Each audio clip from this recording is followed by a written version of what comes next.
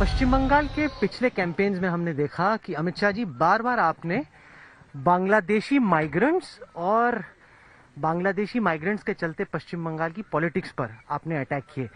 Termites भी कहा, दीमक भी कहा एक तरीके से। इस चुनाव में वो नैरेटिव गायब है। तो मोदी जी भी गए बांग्लादेश और वहां पे रिश्तों को सुधारने की कोशिश की। क्या एक कॉन्शियस स्ट्रेटेजी है बांग्लादेश से रिश्तों को सुधारने की? नहीं, आपके कान सिलेक्टिवली खुले हैं।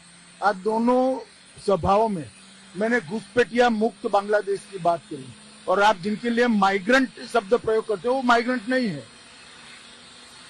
वो घुसपैठिए हैं। तो अगर पश्चिम बंगाल में भारतीय जनता पार्टी की सरकार बनती है तो बांग्लादेश से रिश्तों को आप कैसे देखते हैं, खास तौर से क्योंकि तीस्ता वाटर एग्रीमेंट जैसे कई एग्रीमेंट्स ममता जी के चलते पेंडिंग रहे? देखिए, सबसे पहली बात तो बांग्लादेश भी सहमत नहीं है कि घुसपैठ, इसको रोकना चाहिए, सभी का मत है। तो मैं नहीं मानता इसमें कोई अंतर विरोध है। और जहां तक तीस्ता का सवाल है, स्वाभाविक रूप से हम अनुकूलता करेंगे और एक प्रकार से बंगाल को अन्याय न हो इसकी चिंता भी करें। बांग्लादेश में इस्लामिक रेडिकलिज्म को आप कितना बड़ा खतरा मानते हैं? जो बांग्लादेश में इस्लामिक रेडिकलिज्म है, कट्टरपंथ इस्लाम जो है, मोदी जी की वहां पे यात्रा के बाद काफी अटैक्स भी हुए वहां पे। देखिए, मैं मानता हूं बॉर्डर के उस पार क्या हो रहा है, इसको बंगाल चुनाव का इश्यू इसलिए नहीं बनाना चाहिए कि पहले बंगाल के अंदर ही बहुत रिपेयरिंग की जरूरत है, वो पहले एक बार कर ले।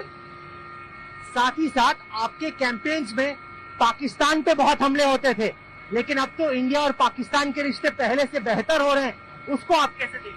ऐसे नहीं है, यहाँ पर अव्यवस्था ही इतनी ज्यादा है कि यहाँ की बात बोलते बोलते ही समय खलास होता है, खत्म हो जाता है। वेस्ट बंगाल इलेक्शंस आपका एक पैशन प्रोजेक्ट रहा है, आपके दिल के बहुत करीब रहा है। पश्चिम बंगाल में नतीजे आने के बाद अगला ऐसा कौन सा पॉलिटिकल एजेंडा है जिस पर आपका ध्यान जाने वाला है? मेरी पार्टी को जिताना हमेशा से मेरा एजेंडा है, चाहे वो पश्चिम बंगाल हो, मणिपुर हो, आसाम हो, त्रिपुरा हो या उत्तर प्रदेश हो। जहाँ जहाँ चुनाव होता है, मैं मानता हूँ कि भारतीय जनता पार्टी अपने काम के आधार पर विजय प्राप्त करेगी। जिस तरीके से त्रिपुरा में और वेस्ट बंगाल में भारतीय जनता पार्टी को लेकर लोगों का रुख बदला, वैसा अब तक केरल में नहीं हुआ है। जब साबरीमाला का एजिटेशन हुआ तब लोगों को लगा कि केरल में भी बीजेपी के लिए जमीन तैयार हो रही है, उसको आप पूरे अंजाम तक क्यों नहीं पहुंचा?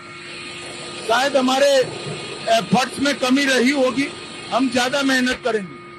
क्या आप मानेंगे कि जैसे 2014 के बाद वेस्ट बंगाल आपके लिए मेन टारगेट था, आगे चल के वो केरल रहने वाला है?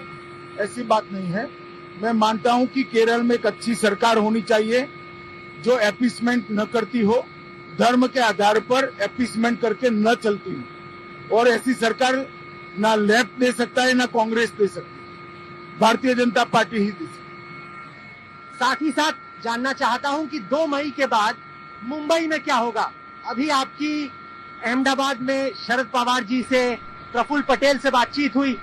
सवाल ये उठ रहा है कि क्या महाराष्ट्र की सरकार को 2 मई के बाद खतरा है? सवाल ये है कि क्या महाराष्ट्र की सरकार कोरोना कंट्रोल कर पाएगी? मैं मानता हूं कि इस पर सबने मिलकर एफर्ट करना चाहिए। नहीं तो आपकी जो मीटिंग हुई उसको लेके इतनी चर्चा हुई, थोड़ा तो बताएं, क्या खाया, क्या पिया और क्या बातचीत हुई?